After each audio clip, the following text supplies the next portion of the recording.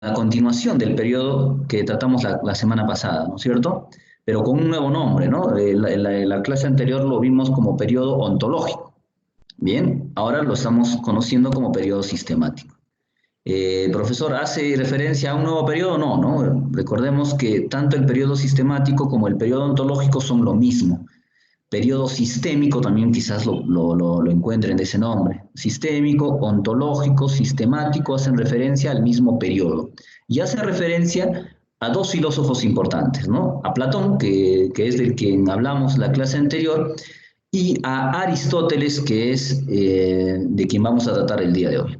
Bien, entonces Platón y Aristóteles forman parte de este periodo, de la filosofía ontológica, porque su principal problemática fue un tema ontológico, recuerda eso, hijo. ¿Ya? ¿Y cuál fue? El ser, pues, ¿no? La esencia del ser, ¿dónde se encuentra la esencia del ser, de la realidad objetiva, ¿no? Y periodo sistemático o sistémico, porque son ellos los que inician, ¿ya? Inician el desarrollo de las disciplinas, ¿no? Filosóficas que posteriormente ya van a tomar cierta particularidad, ¿no? Como es el caso de la ontología misma, de la política, la lógica, la ética. Estos filósofos van a abordar todos esos temas, ¿ya? Y van a iniciar el desarrollo para los filósofos posteriores. Por eso le llaman los filósofos que ordenaron la filosofía, ¿no? Por eso el término de sistémico o de sistemático. Muy bien, entonces el día de hoy vamos a hablar de Aristóteles, entonces. A ver, bueno, sobre Aristóteles, jóvenes, y sobre Platón, en ambos casos, la influencia de estos dos pensadores griegos es realmente muy importante, ¿no? Quizás vamos a definirlo de esta manera, ¿no? Como los dos filósofos que encaminaron el pensamiento del mundo occidental, ¿ya? Los siglos posteriores, incluso, ¿no? Hasta ahora, yo podría decir. ¿Ya? Salvo ya en el siglo XX que iniciaron a surgir nuevas tendencias, ¿no? Que iban en contra justamente de ellos, ¿no? Pero recién, mira, el siglo XX, ¿no? Siglo XIX, siglo XVIII y todos los siglos anteriores, la mayor influencia en el pensamiento de todos los hombres tuvo que ver con las ideas de estos dos señores, Platón y Aristóteles. Y es por eso que muchos lo mencionan, pues, ¿no? En todos los libros. Por ejemplo, en Dante, ¿no? El gran Dante lo menciona en su Divina Comedia, ¿no? Esto es un pequeño, es un anime, ¿no? Es un dibujo donde bueno, se representa la Divina Comedia.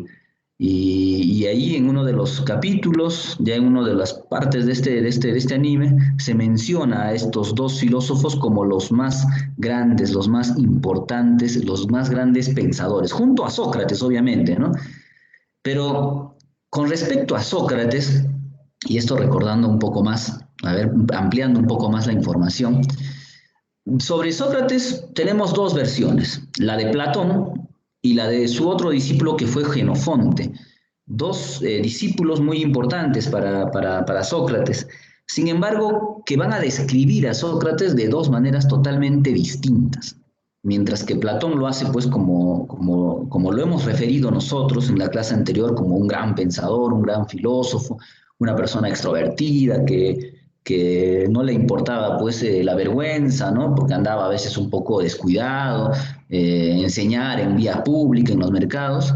Ya eso es lo que nos dice Platón, ¿ya? Y, sin embargo, Genofonte tiene otra idea, ¿no? Otra descripción de Sócrates, un poco más, mucho más cauta, no tan sabia, ¿no? Como lo define Platón, ¿ya? Entonces, esto ha hecho pensar a muchos filósofos que quizás, pues, lo que describe Platón de Sócrates no es otra cosa más que la proyección de sus propias ideas, ¿no? O sea, lo que hubiese querido, en este caso, que su maestro fuese, ¿no? Algunos plantean esa hipótesis, ¿no? Sin embargo, para respaldar un poco más a este filósofo Sócrates, hay hechos históricos que son, pues, que son en este caso irreprochables, ¿no? Que no se pueden en este caso olvidar o no tomar en cuenta, como la misma muerte de Sócrates, que es un hecho muy digno, ¿no? Y que también, pues, ¿no? De alguna manera muestra el carácter que tenía este filósofo, ¿no? Entonces, vamos, por esa razón hay mucha discusión sobre Sócrates, porque lamentablemente Sócrates no escribió nada, pues, y al no escribir nada, de alguna manera lo que tenemos de él son las interpretaciones que hicieron sus discípulos. Entonces, por eso es la confusión. Y por esa razón es que también algunos solamente mencionan a estos dos, ¿no? A Platón y Aristóteles, ¿ya? Y la Divina Comedia es una de las obras que lo encontramos también, ¿no? Como es una obra clásica, lo encontramos en textos, en escritos, en películas y también en lo que les gusta a ustedes, en animes. ¿Ya? Este es un homenaje que se hace a Platón y Aristóteles en la Divina Comedia, mencionándolo, ¿no? Cuando Virgilio, que es su protagonista, se encuentra con ellos. Bien, pueden observarlo si quisieran conocer un poco más de esto y de paso también retroalimentan el conocimiento de esta obra. Muy bien, a ver, seguimos. Hoy nos vamos a plantear el siguiente propósito, ¿no? Es que identificar las ideas más importantes de Aristóteles. Hoy vamos a hablar principalmente de Aristóteles. Si Platón ya fue un poco complicado por algunos, Aristóteles es un poco más complicado, así es que hay que estar muy atentos, jóvenes, por favor. Bien, esto lo lograremos a partir de estos temas. Bueno, vamos a hablar de la ontología en Aristóteles, ¿ya?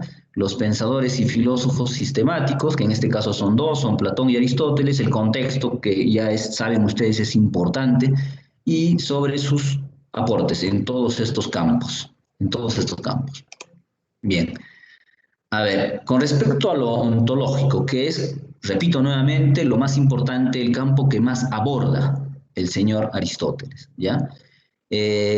O sea, el campo del ser, ¿no es cierto? De la esencia de las cosas. Muy bien. Entonces, ¿qué nos dice Aristóteles sobre el ser? A ver, para eso tenemos primero que recordarnos de su maestro, Platón, para no olvidarnos. ¿Qué decía Platón sobre el ser? Nos decía que la esencia de las cosas estaban fuera de las mismas cosas, ¿no es cierto? Se encontraban en otro mundo, en el mundo de las formas, en el mundo inteligible o en el mundo de las ideas, el topus uranos, así le llamaron, así le llamó Platón a ese mundo, ¿no? De donde provenían todas las cosas, de donde se encontraba lo original. Todo lo que tenemos acá eran copias, decía Platón, ¿no es cierto? Entonces, para él, la esencia de las cosas se encontraban fuera de las cosas.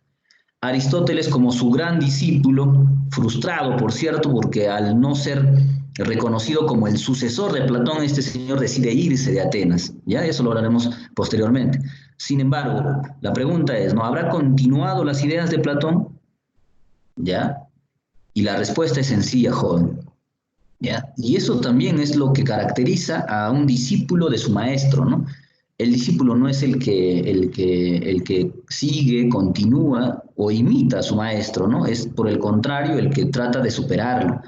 Y lo que va a hacer Aristóteles es tratar de superarlo. ¿Y superarlo a partir de qué? De la dialéctica, pues, ¿no? ¿Qué es la dialéctica? La dialéctica, recuerda, joven, es un método que nos sirve de avanzar, pero a través de las contradicciones y de las negaciones. O sea, no avanzar a través del continuismo, sino avanzar a través de las refutaciones. O sea, lo que va a hacer en este caso Aristóteles con las ideas de Platón es refutarlas, es contradecirlas, es de alguna manera tratar de forjar un camino diferente al de su maestro.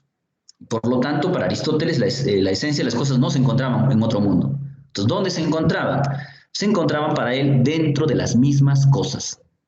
¿Ya? Para Aristóteles, la esencia de las cosas se encuentran dentro de las mismas cosas. Muy bien. Y mira, ve, y de esto nada más podemos nosotros ya interpretar algo muy importante, joven. Hoy tenemos dos posiciones, ¿no? Muy fuertes para la explicación del mundo, del universo. Uno es la ciencia y otro es la religión, ¿no es cierto? Entonces, la ciencia pretende explicar las cosas a partir del estudio, de la investigación de las mismas cosas, ¿no es cierto? Eso es lo que hace la ciencia. En cambio, la religión busca explicar las cosas, busca darle fundamento a las cosas a través de la suposición de un ente ideal, ¿no es cierto? De la existencia de un mundo, pues, ¿no? Distinto al nuestro, de un ser distinto a nosotros. ¿No? ¿Acaso ustedes no ven ahí a Platón y Aristóteles? Ahí está, pues, ahí está la influencia de Aristóteles y de Platón. Hasta ahora sigue presente. Entonces, para Aristóteles, las cosas, o la esencia de las cosas, el ser, estaba dentro de las mismas cosas. ¿Bien? Partamos entonces desde ese punto inicial. Bien, a ver. Pensadores y filósofos ontológicos sistemáticos, ya recuérdense, son en ambos casos lo mismo, ¿no? Estamos hablando de los mismos filósofos. ¿De quiénes estamos hablando entonces? Estamos hablando de Platón y del señor Aristóteles. Ambos pertenecen a este periodo. Ambos, pero, repito nuevamente, que no van a tener el mismo pensamiento, ¿no? Porque mientras para Platón el ser es la esencia, modelo eterno que está fuera de ella, para Aristóteles, el ser es principalmente sustancia o cosa individual, o sea, que corresponde a cada cosa, que corresponde a cada objeto, a cada ser. No puede ser un modelo para todos, no. ¿Ya? Y acá justo en base a un razonamiento, simplemente Aristóteles va a tratar de refutar a su Platón, ¿no? Recuérdate también, y esto es importante que tomes nota, Aristóteles es uno de los iniciadores del pensamiento lógico formal, ¿no? De la lógica formal. ¿Ya? Entonces, él, en base a sus razonamientos, va a contradecir a su maestro. ¿Qué le va a decir? Eh, él va a decir claramente lo siguiente. Mm, a ver, las cosas que se encuentran en nuestro mundo se caracterizan principalmente, ¿por qué? Porque cambian, ¿no es cierto? Las cosas que vemos son, en este caso, mutables, cambian. Entonces, si estas cosas cambian, su modelo no puede ser algo que no cambie, va a decir. No puede ser algo que no cambie. ¿Ya? Su modelo, su esencia, el ser de estas cosas que cambian no puede ser algo que no cambia. ¿Ya? Algo que no cambia no puede ser modelo de las cosas que cambian. Eso va a decir Aristóteles. Repito nuevamente, algo que no cambia, o sea, en este caso, pues las ideas, las esencias que decía Platón, algo que no cambia no puede ser modelo de las cosas que cambian. Bien, entonces eso señala Aristóteles. Y a partir de eso, pues va obviamente a construir su propia filosofía. Bien, es considerado el filósofo más grande de toda la historia, sí, sí, porque él, en realidad, principalmente por su aporte al empirismo, ¿no? Cuando nosotros hablamos de Aristóteles, jóvenes, estamos hablando del inicio de las filosofías empiristas que van a surgir posteriormente. Y seguramente Poma, Aliaga, Remusgo, ustedes jóvenes que en la clase el año pasado llevamos esto, recuérdense, cuando hablamos de empirismo recordamos a John Locke, ¿no es cierto? Son filósofos ya modernos, ¿no? De muchos años después. Ellos se van a sustentar en las ideas de Aristóteles. Y ahora, la corriente filosófica que hoy en día, de alguna manera, rige la ciencia es el neopositivismo. Y los positivistas son también consecuencia de las filosofías empiristas. Entonces podríamos decir también que esta filosofía neopositivista se basó, se fundamentó en las teorías de Aristóteles. Por esa razón le llaman el más importante de la historia. Buscaba el saber teórico que indaga sobre las primeras causas o principios, claro, y por eso es ontológico, ¿no? Porque va a buscar la causa, el origen o la esencia de las cosas. Muy bien, bueno, acá algo que, digamos, repetir, ¿no? En la obra de Dante Alighieri que se menciona. Muy bien, a ver, vamos con Aristóteles, un poco sobre su vida, su biografía, quizás que podamos tomar en cuenta. A ver, Aristóteles está muy relacionado a este personaje, ¿no? ¿Alguien me puede decir quién puede ser este personaje? Este personaje que es muy importante para... A ver, hija, ¿quién es este personaje? Es Carlomagno. Carlomagno, a ver, ya, a ver, ¿alguien que tenga otra idea? Es Alejandro Magno. ¿Cuál es tu apellido, hijo? Lino, profesor. Lino. Muy bien, claro, ¿no? Ahí se equivocó un poco Mechita. Carlomagno y Alejandro Magno no son la misma persona, ¿no? No son los mismos, ¿ya? ¿Ya? Hay que recordar que Carlo Magno, o en este caso, pues, hace referencia más al imperio carolingio, ¿no? Recuérdense, ya de eso ya muchos años después, ¿no? Ya en plenos imperios feudales, ¿ya? Este personaje no tiene nada que ver con Carlo Magno, pero sí con lo que dijo su compañero Lino, con Alejandro Magno, ¿ya? Alejandro Magno es el gran conquistador, pues, ¿no? El gran emperador que no era ateniense, ¿no? y eso es lo insólito, ¿no?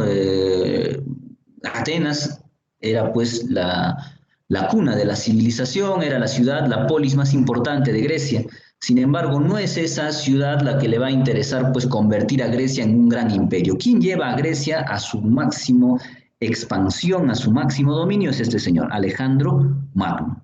¿Ya? ¿Y tiene que ver con el señor Aristóteles? Claro que sí. ¿Por qué? Bueno, porque fue, en este caso, el señor Aristóteles, su tutor, su maestro, por así decirlo, ¿no? Claro que, y esto también hay que precisarlo, la tutoría o la tutela de Aristóteles sobre Alejandro Magno no duró mucho tiempo, fueron prácticamente solo, algunos hablan de 3 años nada más de tutela, ¿ya? Donde, bueno, pues le enseñó, ¿no? Ciertas cosas que Aristóteles pues conocía, ¿no? Sobre filosofía, sobre física, sobre zoología, sobre política, sobre lógica. Aristóteles era un personaje completo, ¿no?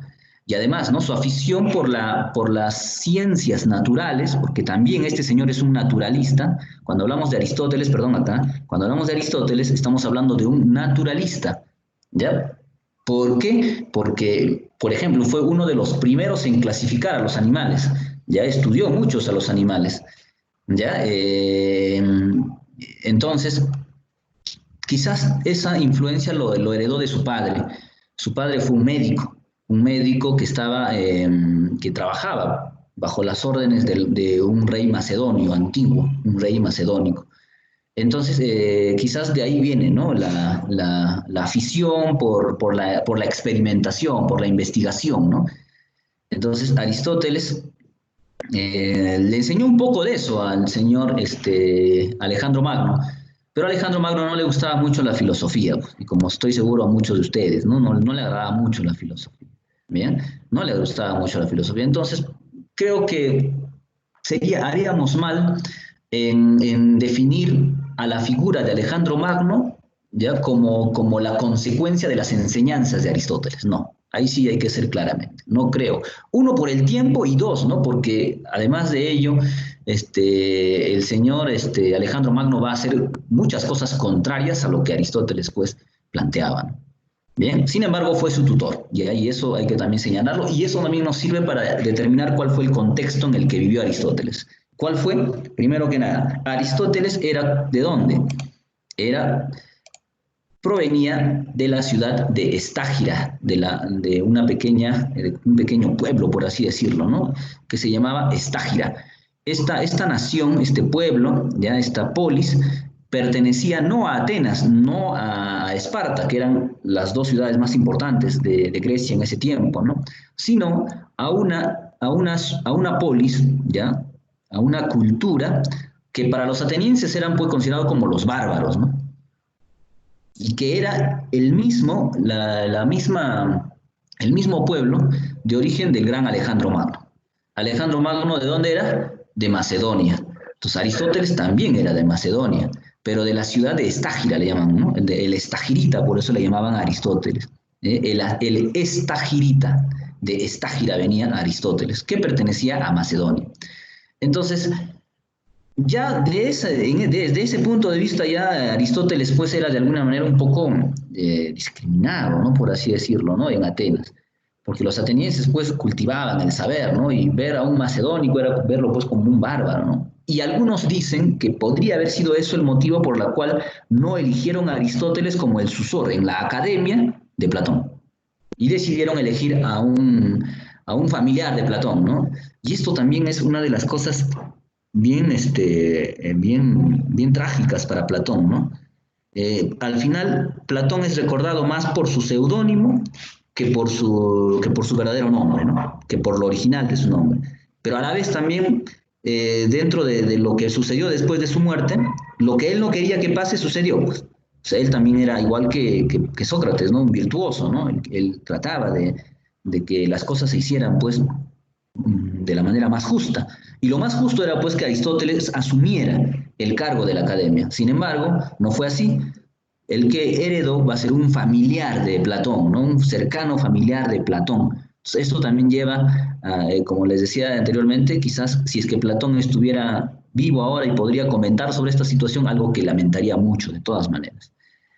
Bien, entonces, Entonces, el señor Aristóteles no fue el sucesor en la academia de Platón. Y esto le va a llevar a algo muy importante, ¿no? Quizás sirvió, ¿no? Quizás sirvió. O sea, es más o menos como la resiliencia que ustedes trabajan mucho, ¿no? A veces cuando a nosotros nos traban, nos obstaculizan, eso nos sirve de impulso para hacer mejores las cosas. Entonces, quizás por esa razón es que Aristóteles al final funda pues una de las escuelas más importantes de Grecia, ya que va a ser el Liceo. Funda su propia escuela. Al ser rechazado de la academia, funda el Liceo. ¿Dónde lo funda? En un gimnasio, ¿no? Un gimnasio que estaba cerca a un templo, por así decirlo, o a un adoratorio del dios Apolo. Entonces, ahí se funda el liceo.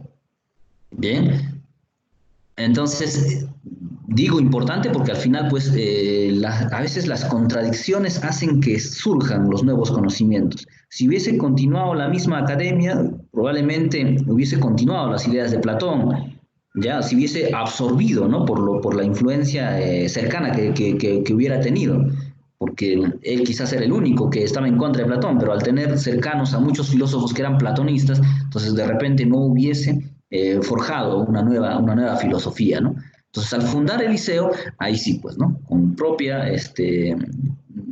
naturalidad, él va a empezar a desarrollar su propia filosofía antagónica al de Platón.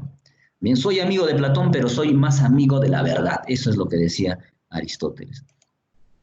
Bien, a ver, antes. A ver, acá tenemos algunas obras, ¿no? Importantes de Aristóteles, ¿ya? Ética Nicómaco. Nicómaco fue el nombre tanto de su padre como el de su hijo, ¿ya? Acá principalmente habla sobre cuestiones morales, pues, ¿no? De comportamiento, de conducta. Su obra metafísica, para algunos la obra más importante de Aristóteles, metafísica. El Organum, donde es principalmente habla sobre la lógica, hay muchos aportes en el campo de la lógica, sobre el alma. Acá en esta obra aporta mucho ya en los inicios de la psicología, ¿eh? Por eso algunos lo consideran Aristóteles como el iniciador de la psicología antigua, ¿no? Entonces ahí tenemos también a Aristóteles sobre física, sobre política. Aristóteles fue un filósofo muy importante que aportó en todas esas obras. Bien, a ver, algo más sobre el liceo como vemos acá, una de las, digamos, de los hábitos, de las costumbres, de la rutina que tenía Aristóteles era enseñar caminando. ¿Ya? Siempre él daba sus prácticas dando pues pequeñas caminatas, ¿no? O sea, no estaban sentados así como nosotros, ¿no? No, sino él lo hacía caminando. Entonces, producto de esa rutina es que van a ser conocidos de una forma los discípulos y todos los que estudiaban o trabajaban en el liceo. ¿Alguien tiene alguna idea? A ver, ¿cómo le llamaban a los filósofos del liceo, a los que tenían por costumbre este tipo de trabajo, el de enseñar caminando, dando vueltas ahí, dando algunas caminatas? ¿Alguien tiene alguna idea? Angulo, profesor. A ver, hija, ¿cómo le llaman? Peripatético. Correcto, hija, muy bien, los peripatéticos, ¿no? Correcto. Ya le llamaban así a los filósofos que les gustaban pues caminar, ¿no? Enseñar caminando, los peripatéticos. Ya eso también un dato importante a tomar en cuenta. Muy bien, a ver, seguimos. A ver, cuando hablamos nosotros del campo de la ontología, ya habíamos dicho que el señor Aristóteles planteaba que la esencia de las cosas se encontraban dentro de las cosas, ¿no es cierto? Y a partir de esa idea es que él genera esta categoría, ¿no? Este nombre, este concepto, el concepto de substancia, ¿ya? Substancia, que proviene del latín substare. ¿Qué significa substare? Significa ¿no? ¿No? ¿Qué es sub? Cuando nosotros utilizamos ese, no sé si es un prefijo, no sé si ustedes conocen más sobre esto, ¿qué implica? ¿Qué cosa quiere decir? Subbrigadier, por ejemplo, ¿no? Subtítulo, ¿qué más? No sé, hay otros términos también que utilizamos. ¿Qué cosa define eso? ¿Qué cosa quiere decir eso? ¿Mm? O por ejemplo, subteniente, ¿no? Teniente, subteniente. ¿Qué quiere decir eso? Profesor, ¿qué es de menor ¿Apellido? Saavedra? Dime, hija. O sea, ¿qué es de menor categoría? Ya, claro, muy bien, es de menor categoría o que está debajo digamos, de una categoría, ¿no es cierto? Está debajo de otra categoría, ¿no es cierto? Está debajo de algo, en otras palabras. ¿Ya? Cuando decimos subteniente, está debajo del teniente, pues, ¿no? Como Morelia lo explicó, ¿no? Que es una categoría que implica que es algo que está dentro, que está debajo, que no está encima, que no está afuera, sino que está debajo. Entonces, más o menos, esa idea debemos entender sobre sustancias. Las sustancias, ¿ya? Quiere decir algo que está dentro, debajo, ¿ya? La esencia de nosotros. Substancia significa eso. Dentro de nosotros, ¿ya? Debajo de nosotros, debajo de esta entidad, pues, ¿no? Por ejemplo, nosotros agarramos nuestro cuerpo es la entidad, ¿no? Es lo corpóreo, es lo material, pero para Aristóteles, dentro de nuestro cuerpo, debajo de nuestro cuerpo, había pues otra parte, otro elemento, que era justamente nuestra esencia. ¿Ya? A eso se refiere con el término de substancia. Y por eso él decía, pues, la esencia de las cosas, la substancia, entonces, ¿dónde se encuentra? Dentro de nosotros, no está fuera de nosotros. Bien, ahora, este término ya ahora ya no le llaman así, ¿no? Algunos no se vayan a equivocar. Ya en algunos libros simplemente le llaman sustancia nada más, ya no substancia, ¿ya? Aunque debería decirse así, ¿no? Substancia, pero ya le llaman simplemente sustancia. A ver, la sustancia es un compuesto de materia y forma. Eso es lo que va a decir el señor Aristóteles. ¿Bien? La sustancia, que es la esencia de las cosas, ¿no es cierto?, está compuesto por dos elementos, la materia y la forma. Materia y forma componen la sustancia, materia y forma. ¿Ya? A ver, a esta teoría de considerar que todas las cosas, la esencia de todas las cosas está compuesto por materia y forma, se le llama la teoría ilemórfica, el ilemorfismo. Ilem es materia, ilem materia y morfos de forma. Por eso la teoría del ilemorfismo. ¿Ya? Es propio de Aristóteles que se considera que la sustancia está compuesto de materia y de forma. Bien, a ver, y obviamente ahí pues critica, ¿no?, a Platón, porque para Aristóteles no estaba fuera de las mismas sustancias, la esencia, sino que estaban dentro de nosotros. O sea, en otras palabras, que eran inmanentes. A ver, acá vamos a explicar un poco más con estos dibujos. Por favor, atentos sobre la teoría ilemórfica, ¿no? Sobre la ontología, o sea, dentro del campo ontológico, ¿qué planteaba Aristóteles con respecto al ser, a la realidad, ¿no? A las cosas que nosotros vemos ahora? Para él, todas las cosas, como esta columna que observamos acá, estaban compuestas de materia y de forma, ¿no es cierto? De materia y de forma. Bien, entonces, para Aristóteles, ¿ya? Esta columna solo es posible si se cuenta con una materia prima, ¿no? Con algo con que se va a hacer esta columna. Y también con un plano, con una idea, con una forma, en este caso, que va a permitir que quien lo haga se guíe, pues. Porque uno no agarra la roca y empieza pues a hacerla simplemente porque se le ocurrió, ¿no? De la imaginación. ¿Ya? Para Aristóteles no. Todo tiene primero un principio, ¿no? Que es en este caso la forma. ¿Ya? Una idea, ¿ya? Podríamos llamarle así también. O como acá, ¿no? El dibujo. Un dibujo que te permite guiarte para hacer esta columna. O sea, eso va a decir Aristóteles. Todas las cosas que existen, como esta columna, está compuesto de materia y de forma. La materia, que sería lo natural, la roca, la materia prima, como quieras llamarlo, y la forma, que vendría a ser la idea que tienes tú, el dibujo que haces para lograr guiarte y realizar esto. O sea, esta columna, que es la sustancia, tiene como origen estos dos elementos. Bien, esa es la teoría ilemórfica de Aristóteles. Bien, a ver, en el campo de la física, ¿qué nos va a decir el señor Aristóteles? Bueno, la sustancia es un compuesto de materia y de forma, ¿no? Y a partir de eso es que va a crear también su teoría sobre el movimiento. ¿Cómo se mueven las cosas? ¿Ya? Y para esto el señor Aristóteles va a hacer algo que en ese momento, hasta ese momento nadie había hecho, ¿no? conciliar las ideas de estos dos filósofos contradictorios entre ellos, ¿no? Parménides, que decía que el ser era perfecto, que no cambiaba, etcétera. En cambio, Heráclito que decía que no, ¿no? Que todo cambia. O sea, al final, él va a generar una conciliación, va a unir esas dos ideas, porque va a considerar que dentro de las cosas, obviamente, está compuesto por algo que no cambia y por algo que cambia, pues, ¿no? Por algo que no cambia, que es la esencia, y algo que cambia, al cual él le va a llamar como accidente, ¿ya? El accidente justamente es lo que genera que las cosas cambien, mientras que la esencia de la sustancia, la esencia de las cosas, esa es lo que no va a cambiar, ¿bien?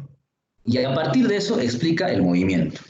A ver, y ahí va a introducir estos dos términos, ¿no? Que deben ustedes también recordarse, por favor. La potencia y el acto. Para Aristóteles, el cambio, el movimiento, las cosas mueven, cambian, porque pasan de ser potencia a ser acto. Repito nuevamente, para Aristóteles, el cambio, el movimiento, simplemente es el paso de la potencia al acto. ¿Ya? El paso de la potencia al acto. Así define el cambio o el movimiento de Aristóteles. ¿Y por qué? ¿Qué cosa es la potencia y qué cosa es el acto para Aristóteles? A ver, explicamos. La potencia, ya, para Aristóteles es las infinitas posibilidades en que una cosa se puede convertir, ¿ya? En que algo se puede convertir. Por ejemplo, ¿no? Tú, joven, señorita, para Aristóteles hoy estarías tú o serías en este caso una potencia, ¿ya? Una entidad, una sustancia que está dentro de la etapa de potencia. ¿Por qué? Porque tú todavía no has definido si ser médico, si ser, no sé, ingeniero, si ser profesor, astronauta, deportista, ¿no es cierto? Político, lo que fuese. No has decidido. O en todo caso, de repente sí tienes ya alguna idea, sí te estás planteando, sí, yo quiero ser médico, pero todavía no lo eres. Y en ese camino de tratar de llegar a ser lo que eres, pueden pasar muchas cosas.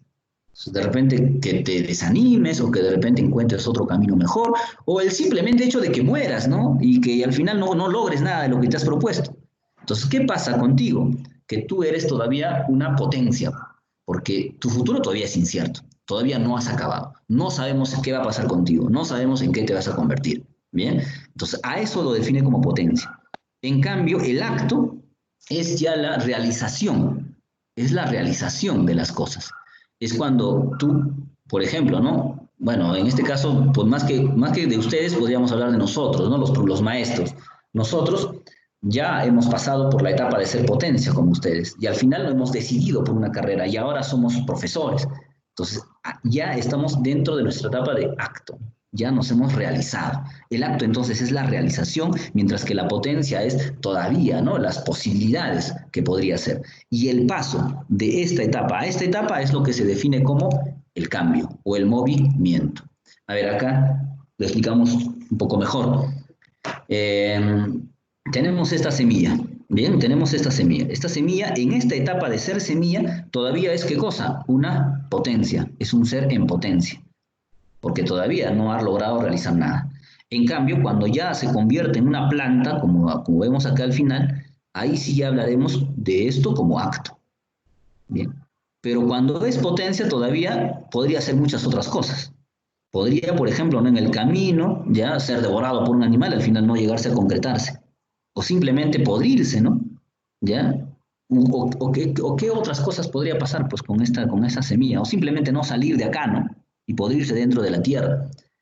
Entonces, ahí, en esta etapa, es lo que define Aristóteles como potencia, y esto es la definición como acto, la realización. Entonces, el paso, ¿no? Todo este paso que ha llevado a que esta semilla se convierta en planta, le llama movimiento. Las cosas se mueven porque pasan de ser potencia a ser acto.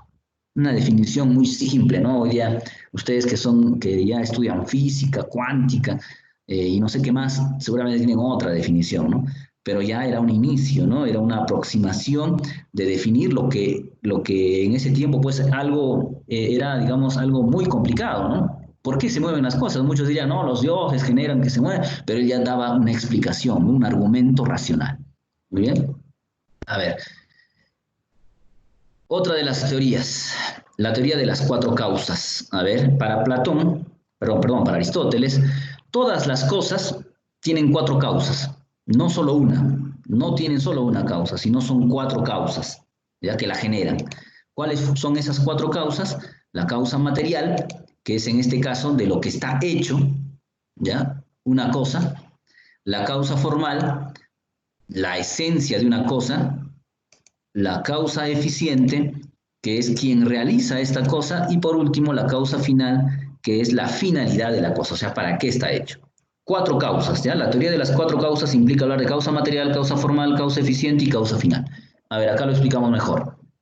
Tenemos acá una sustancia, ¿ya? Acá tenemos una sustancia, un objeto, ¿no? Algo creado, ¿ya? Un acto, diríamos, ¿no es cierto? Porque ya está realizado esto de acá. A ver, para lograr hacer esto, que vendría a ser un templo, ¿no? Un templo, un adoratorio, ya una iglesia, como quieran llamarlo, se necesitó de cuatro cosas fundamentales. Primero, la materia, que es la causa material, pues en este caso la roca con la que se hizo este templo, ¿ya? El plano, ¿ya? El dibujo que permitió guiarse para la realización de ese templo, que es la causa formal. La causa eficiente, que vendría a ser el trabajador, pues, ¿no? El picapedrero, ¿no es cierto? El constructor, como quieras llamarle, que permitió realizar esto, porque no, tú tienes estas dos cosas, pero por sí solas no se hacen, entonces necesita de alguien que lo haga. A eso le llamó causa eficiente. Y por último, la causa final es la finalidad que tiene este templo o esta casa. O sea, ¿para qué se hizo? ¿Para qué se hizo esto? ¿Ya? ¿Cuál sería la respuesta? Uno diría, pues no, es para adorar a sus dioses, ya, está bien. Es para estudiar, de repente es una escuela, etc. La finalidad, ¿ya? El objetivo, o sea, ¿qué se hace al final? Su utilidad es la causa final. Bien, a eso le llama la teoría de las cuatro causas. A ver, ahora, a ver, también él plantea una teoría sobre el primer motor inmóvil, ¿no? ¿Cómo debemos entender esto? A ver, si todo lo existente tiene una causa, ¿cuál es la causa de todo lo existente, no? O sea, también se habría preguntado Aristóteles eso, pues, ¿no? Ya todo tiene una causa, todo tiene causa, todo es causa y efecto, muy bien. Pero ¿cuál fue en todo caso la primera causa? ¿Cuál fue la primera causa? Y frente a esa pregunta él se va a responder de esa manera. El universo, primero, ¿no? ¿Cuál es la característica más importante del universo? Es que está cambiando, que se está moviendo. ¿Ya producto de qué? Producto del paso de la potencia al acto, ¿no es cierto? ¿Producto de qué? De cuatro causas que lo generan. Bien, entonces siempre las causas, ya, va a haber una causa para todo. Siempre va a haber una causa para todo. O sea, en este caso, ¿no? Habrán varias causas, pues, ¿no? Si hay una causa para todo, por ejemplo, ¿no? ¿Cuál fue la causa del origen del hombre? Ya diríamos, lo encontramos, ¿no? ¿Cuál es el caldo primitivo? Ese caldo primitivo, ¿cuál fue su causa? Que la tierra, pues, primero que nada se creara. Ya, y en la Tierra, ¿cuál fue la causa? Bueno, las galaxias. La causa de la galaxia, el universo, etcétera. No siempre vamos así tener, ¿no? Una secuencia de causas. Bien. Pero al final, va a decir Aristóteles, tenemos que llegar a una conclusión. O sea, no puede ser que todo siempre sea así, pues, ¿no? Que todo haya sido causado. No, va a decir Aristóteles. Tuvo que haber una causa inicial, una causa que dio origen a todo. ¿Ya? Una causa inicial. ¿Cuál es esa causa inicial? ¿Y qué es la característica más importante que tiene que tener esa causa inicial? Esto de acá. La característica tiene que ser que sea, pues, inmóvil. O sea, que sea una causa incausada. Estamos hablando ya trabalenguas, ¿no? Causa incausada quiere decir que es algo que no ha sido causado, algo que no tiene un origen, sino que de ahí se originó todo. ¿Bien? Por eso le llama primer motor inmóvil. El primer motor inmóvil es que dio origen a todo. Y bueno, ¿no? Y ahí vemos que Aristóteles ya se va de alguna manera se contradice a él mismo, ¿no? Porque al final esa idea de motor inmóvil no puede ser otra cosa más que ¿quién? Que un Dios, pues. La idea de un Dios. ¿Ya? Entonces ahí, de alguna manera, como dicen también, suelen también definir, ¿no? A todos los filósofos, ¿no? Al final todos llegan a una misma cosa, ¿no? Hablar de una entidad sobrenatural, ¿no? Dios. O sea, ese primer motor inmóvil, la única forma de describirlo sería bajo las características de una deidad. Muy bien. A ver, para terminar ya algunas ideas también importantes de Aristóteles. La naturaleza no actúa nunca sin un fin, siempre todo. Para Aristóteles tiene toda una finalidad, por eso hay una causa final, recuerda, todo tiene una finalidad. El mismo hombre tiene una finalidad. ¿Y cuál es la finalidad del hombre? Buscar la felicidad. Buscar la felicidad. Busca de la felicidad. Eso va a ser en este caso, para Aristóteles, la finalidad de todos los hombres. Muy bien. Además de eso, planteó que el conocimiento se inicia con los sentidos. Mira, acá también vemos una teoría o un argumento contradictorio contra su maestro, ¿no? Para su maestro, los sentidos nos engañaban, por lo tanto, nos daban un falso conocimiento. Un falso conocimiento. Por esa razón, Platón es más racionalista que empirista, ¿no? En cambio, Aristóteles es todo lo contrario. Para él sí, el conocimiento se inicia con los sentidos. Los sentidos son los que nos dicen, nos aproximan hacia la verdad. Eso va a decir Aristóteles. Bien. El hombre es un animal racional y político. Esto ya en el campo de la política, ¿no? ¿Qué quiere decir el hombre es un animal racional? El hombre es un animal que piensa, racional que piensa, pero que además vive en la polis, que vive en una ciudad, que vive con una comunidad, con personas. Eso es el hombre, un animal racional y político. Muy bien, jóvenes. Entonces, hasta ahí estaríamos quedando. A ver, no sé si hay alguna pregunta. ¿Alguna pregunta, jóvenes? Para poder absolverla en algunos segundos, si ustedes obviamente me permiten, todavía ya estamos a tiempo. ¿Alguna pregunta? Profesor, en la ética, ¿qué planteó? Algo de justo medio. Correcto. Ya, a ver. Sí, muy bien. En el campo de la ética, ya, el señor Aristóteles, joven, habla sobre el justo medio. ¿Ya? O sea, ¿cómo podemos nosotros vivir, no? Primero que nada, recuérdate, ahí siempre, él decía, busca la felicidad. O sea, haz las cosas que te lleven a ese objetivo final que es ser feliz. Y para él el camino a ser feliz era en base al comportamiento de un justo medio. ¿Y qué cosa es el justo medio? En tratar de hacer las cosas con moderación. Eso sería la explicación más simple, ¿no? En hacer las cosas con moderación, sin llegar a excesos. En otras palabras, por ejemplo, ¿no? Si vas a comer, si tienes que comer para ser feliz, come con moderación, come con prudencia. No comas tanto como para que después te dé una indigestión, ¿no? Y tampoco no comas poco como para que te mueras de hambre, sino come lo necesario. Eso es el justo medio. Y todas las cosas que realices, hazlo así.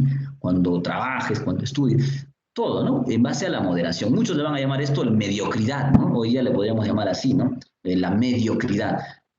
Bueno, hablar de mediocridad ya es añadirle otros argumentos más, ¿no? Obviamente Aristóteles nunca se refirió a eso, ¿no? Sino se refirió a realizar las cosas de una manera equilibrada, ¿ya? Ese es el justo medio, y justo en su ética, ética nicomaquea o ética nicómaco, ahí nos habla sobre eso. Bien, muy bien, hijo, ¿cuál es tu apellido? Vamos a anotarte porque es importante también que a veces hagan las preguntas. ¿Tu apellido, hijo? Lino, profesor. Lino, muy bien, hijo. Bueno, la próxima clase vamos a ampliar un poco más esto porque hay una práctica que también tenemos que desarrollar. Espero que ustedes vayan avanzando, jóvenes, ya la práctica sobre Aristóteles, ya de acá del periodo ontológico 2, ¿no? Eso está en el aula virtual, ya pueden ustedes acceder fácilmente a ellos, y acá hay 7 más 5, 12 preguntas que ustedes tienen que absolver. La próxima clase yo ingreso a la plataforma y los primeros minutos voy a empezar a preguntar, ya. Primero